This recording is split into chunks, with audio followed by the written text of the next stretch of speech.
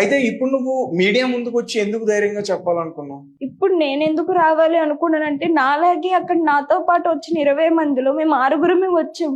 మిగిలిన వాళ్ళు ఎక్కడ? ఉమ్, వాళ్ళ గురించి ఎవరైనా మాట్లాడుతున్నారా? మేము మాట్లాడినా ఎవరు సరిగ్గా స్పందించడమే లేదు, పట్టించుకోవట్లేదు. మేము చెప్తున్నా కొట్టేస్తున్నారు ఆ మాటల్ని. ఉమ్, ఇప్పుడు కూడా నేను ఇంత ధైర్యంగా రావడానికి ఒకటే కారణం పవన్ అన్నని.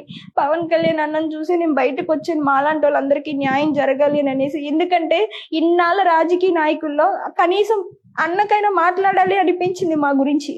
ఉమ్, ఎందుకంటే ఎప్పుడు రాజకీయ నాయకులు బలగు బలహీన వర్గాలు అని అంటారు తప్పితే, బలుగు బలహీన వర్గాల్లో వాళ్ళు ప్రతి సంవత్సరం ఓట్లలో కొన్ని ఓట్లు మిస్ అవుతున్నాయి. ఉమ్, ఇంతమంది ఓట్లు ఎందుకు వేయట్లేదు అనేసి ఎక్కడికి వెళ్ళారని ఆరా తీస్తున్నారా? కోయిట్లకి వెళ్ళారు అని అంటున్నారు. ప్రతి సంవత్సరం సర్వేకి వస్తారు ఓట్లకు ముందు, ఉమ్, ఇంట్లో ఎన్ని ఓట్లు ఉన్నాయి, ఎంతమంది ఉన్నారు, ఎన్ని ఓట్లు వేస్తున్నారు అని సర్వే చేస్తున్నారు. కానీ మిగిలిన వాళ్ళు, బ్యాలెన్స్ అయిన వాళ్ళు ఎక్కడికి వెళ్ళారు ఏంటి అని సరైన ఆరాలు తీస్తే మాలాంటి వాళ్ళు ఎప్పుడూ వద్దు మన్నా వెనక్కి తిరిగి.